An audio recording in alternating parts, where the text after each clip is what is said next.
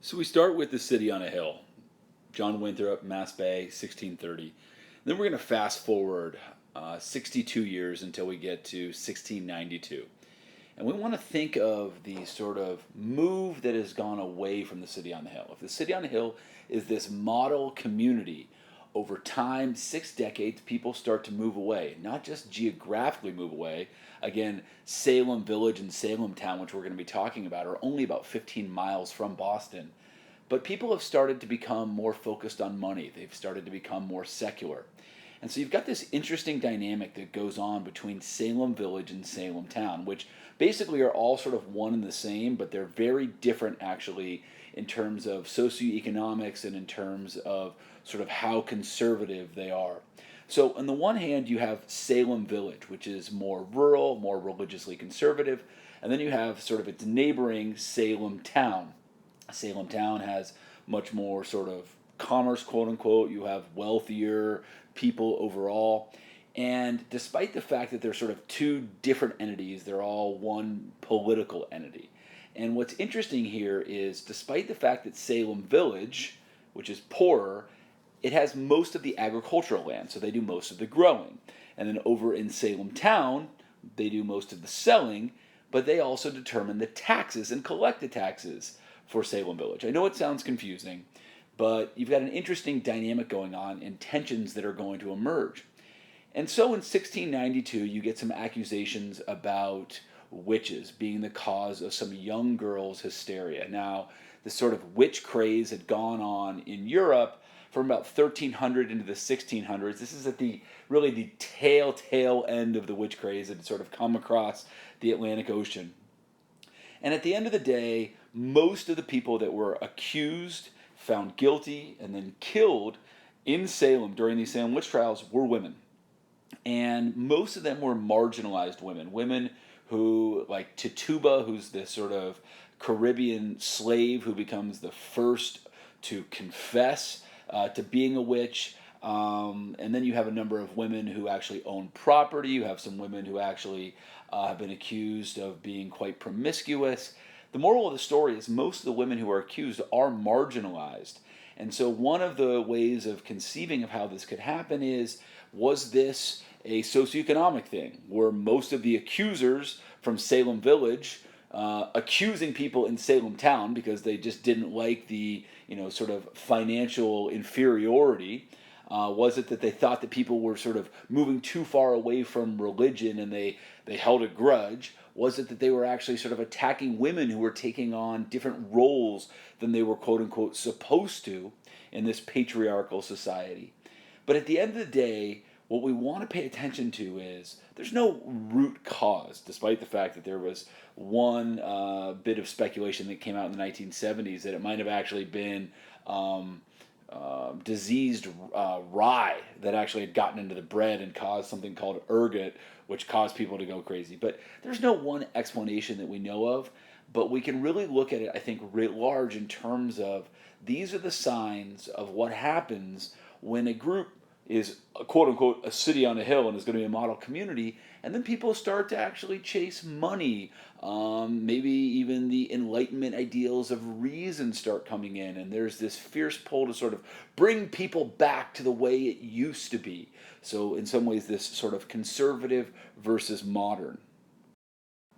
Interestingly, if we want to look at the Salem witch trials as sort of a continuation of the witch craze that had been going on in Europe, we can also look at the effects of the Enlightenment, which were happening sort of at the end of that witch craze, late 1600s into the 1700s. And the idea of the Enlightenment really was that reason and science and inquiry could solve everything. And in fact, it was a deep search for the truth, often through empiricism, not simply through, well, what does the Bible say? What is it about God? So the Enlightenment in many ways, not in every way, but in many ways really went against much of this religious indoctrination that people had had.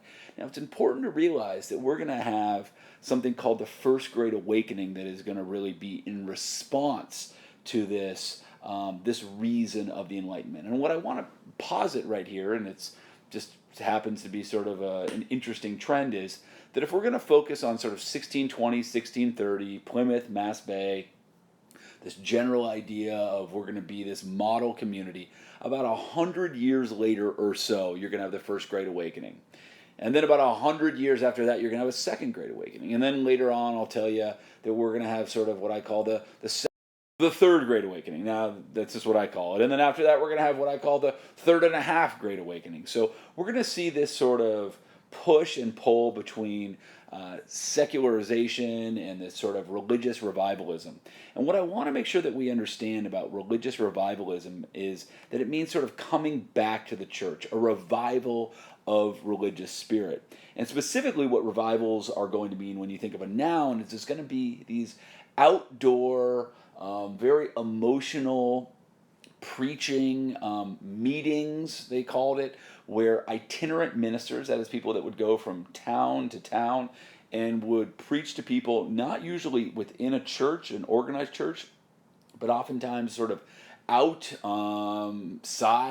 could be in a forest, could be in a field, that allowed more people to come, more people to sort of have this celebratory atmosphere. Now, it's important to realize that in the First Great Awakening, women were heavily involved, just as they're going to be involved in the Second Great Awakening. Even slaves and free blacks were included as well. There's really two names and two religious denominations that you need to remember from the First Great Awakening. The two names are Jonathan Edwards and George Whitefield. I'll get to them in a second. And the two faiths are, well, they're actually denominations within the Protestant faith, the Baptists and the Methodists. Those are the two faiths that are going to emerge, sort of get the greatest benefit, and more people join those two particular denominations. Jonathan Edwards is most known for a sermon that he gave a number of times called Sinners in the Hands of an Angry God. And just as the name implies, it was designed to make people really scared of this omnipotent God who could crush them. And so it was basically, you need to come back to religion. It was almost like a scared straight idea. Come back now. God is powerful. God can crush you. But in the end, if you come back, God will love you.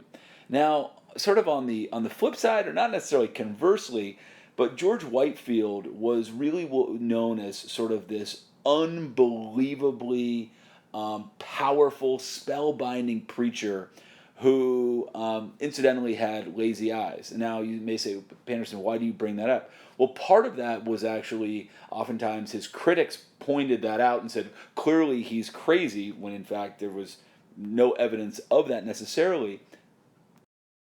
His sermons were like performances, and he was able to really, in a powerful way, manipulate the crowd in such an emotional way that by the end people had felt like they had gone through some great sort of conversion experience. Even famously Ben Franklin, who was what was known as a deist. That means he believed in God, but really what we'd call a clockmaker God. So sort of God created everything, made it, start, and then basically, took his hands off and never had any sort of direct interference with what goes on after that. So what's important for us to understand about this First Great Awakening was it was very emotional, very powerful.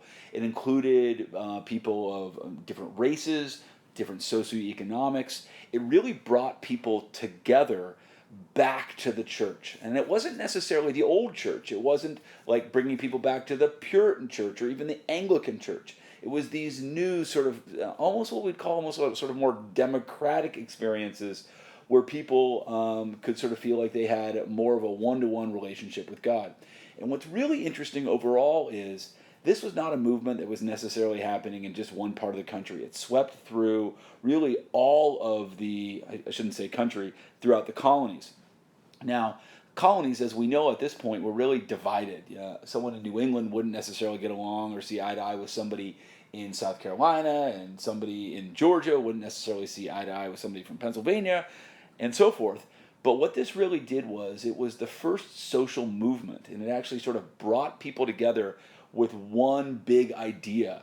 And while this is happening in the early 1700s, we now have the power of hindsight to say, wow, within 30, 40 years, by the 1760s and 1770s, as colonists are coming together to resist British rule, in many ways, it's hard to say that that could have ever happened. They could have come together and sort of coalesced without that earlier effort where that was galvanized by this return to religion.